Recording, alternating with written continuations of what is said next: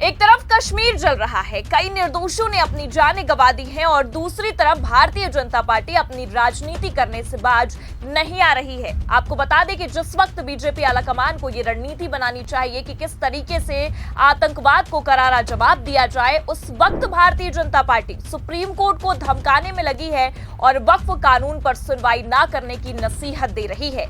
नमस्कार, आप देखना शुरू कर चुके हैं 4 PM न्यूज नेटवर्क और मैं हूं आपके साथ प्रगति ठाकुर। आखिरकार भारतीय जनता पार्टी ने अपनी बेशर्मी की सारी हदें पार कर दी हैं। खबर तो पहले ही निकलकर ये सामने आ गई थी कि बीजेपी सुप्रीम कोर्ट और CJI खन्ना पर दबाव बना रही है कि किसी भी तरह इस मामले में दखलंदाजी ना की जाए। और अब हैरानी की बात तो ये है कि बीजेपी ने सुप्रीम कोर्ट को याचिकाएं खारिज करने की चेतावनी दे डाली है। तो फिलहाल सुप्रीम कोर्ट में केंद्र सरकार ने ऐसा क्या किया जिसे लेकर बवाल खड़ा हो गया है, आपको बताएंगे। और अपने हलफनामे में केंद्र ने सुप्रीम कोर्ट से क्या कहा है, कैसे धमकाने की कोशिश की है, उस पर भी आएंगे। लेकिन उससे पहले आप ये खबर देखिए भास्कर की खबर में साफ लिखा हुआ है, वक्फ कानून पर केंद्र का सुप्रीम कोर्ट में हलफनामा। कहा, धार्मिक अधिकार में कोई हस्तक्षेप नहीं, सभी याचिकाएं खारिज की जाए। तो देखा आपने, खबर पढ़कर यह साफ समझ में आ रहा है कि केंद्र सरकार ने सुप्रीम कोर्ट के नोटिस का जवाब देते हुए हलफनामा तो दिया है, लेकिन हलफनामे में उल्टा सुप्रीम कोर्ट को धमकाने की बात साफ समझ में आ रही है। देखिए आगे बकायदा खबर में लिखा भी है, वक्फ संशोधन कानून पर केंद्र सरकार ने शुक्रवार को सुप्रीम कोर्ट में हलफनामा दाखिल किया।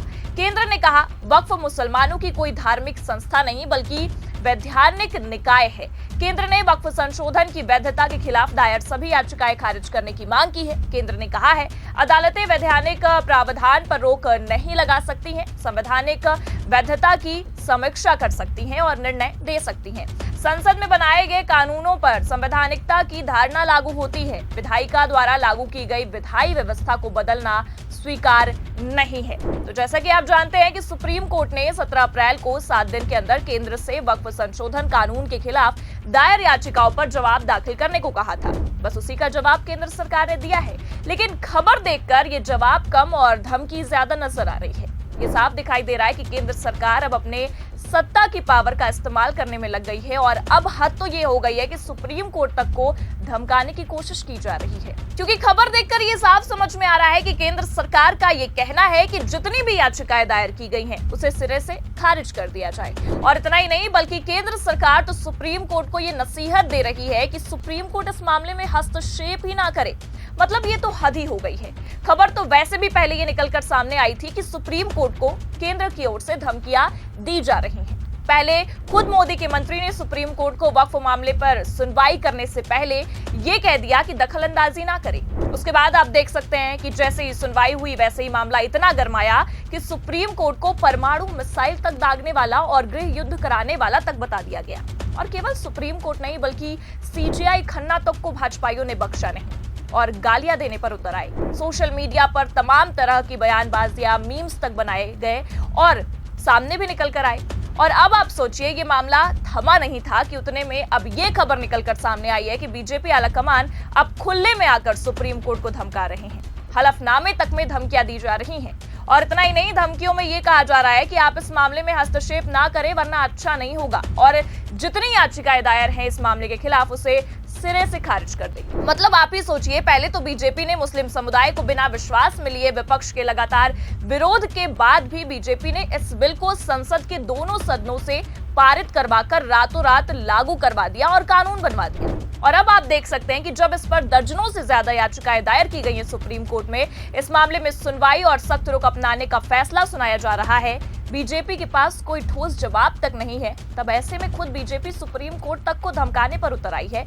और 2 सुनवाई होने के बाद अब जब 5 मई को सुनवाई होनी है उससे पहले ही कानून में हस्तक्षेप ना करने और याचिकाओं को खारिज करने की चेतावनी दे रही है, जिससे ये साफ समझ में आ रहा है कि बीजेपी अब अपनी नाक को बचाने के लिए हर हद तक गिरने लगी है। शाम दाम दंड भेद की रणनीति पर उतर आई है, क्योंकि ये आप और हम बखूबी जानते हैं कि वक्फ कानून अब भारतीय जनता पार्टी के लिए नाक का सवाल बन गया है और अपनी इस नाक को बचाने के लिए बीजेपी एड़ी चोटी का दम लगा रही है। और पते की बात तो यह है कि जिस न्यायपालिका पर लोगों को विश्वास है, भारतीय जनता पार्टी उस पर ही अपनी सत्ता की पावर दिखा रही है। दबाव बनाने की कोशिश कर रही है।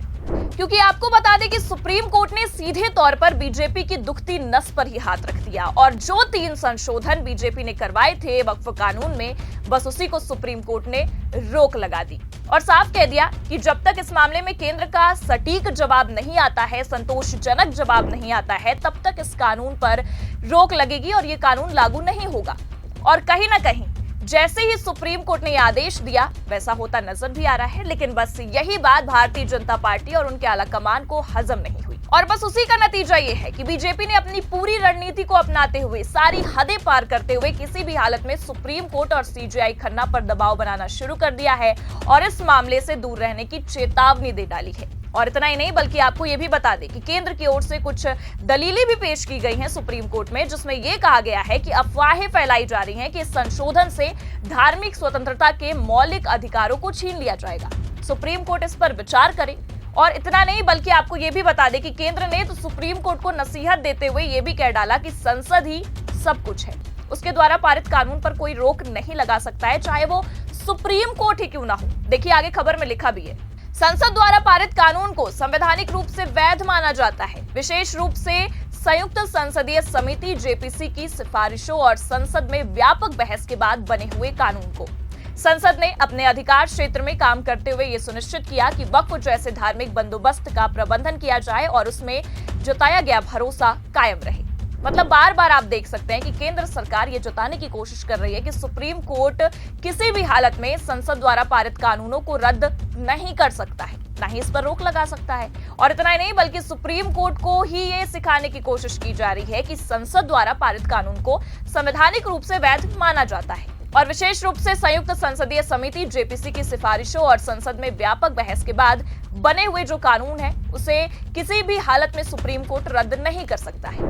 अब ऐसे में ये मामला साफ नजर आ रहा है कि भारतीय जनता पार्टी ने 5 मई को होने वाली सुनवाई से पहले ही सीजेआई खन्ना पर दबाव बनाना शुरू कर दिया है और कहीं ना कहीं ये देखना होगा कि इस धमकी भरे हलफनामे के बाद सुप्रीम कोर्ट क्या तगड़ा एक्शन लेता है। फिलहाल आपको क्या लगता है कि 5 मई को सुप्रीम कोर्ट इस मामले में कोई ऐतिहासिक फैसला सुनाएगा? क्या सीजेआई खन्ना अपने रिटायरमेंट से पहले कोई ऐतिहासिक फैसला देंगे या भारतीय जनता पार्टी के दबाव से वक्फ कानून भी ठंडे बस्ते में चला जाएगा? अपनी राय कमेंट करके जरूर बताइए। खबर कैसी लगी लाइक और शेयर जरूर करें। अगर चैनल पर नए हैं तो सब्सक्राइब और ज्वाइन करना भी ना भूलें। देखते रहिए 4PM न्यूज नेटवर्क। नमस्कार।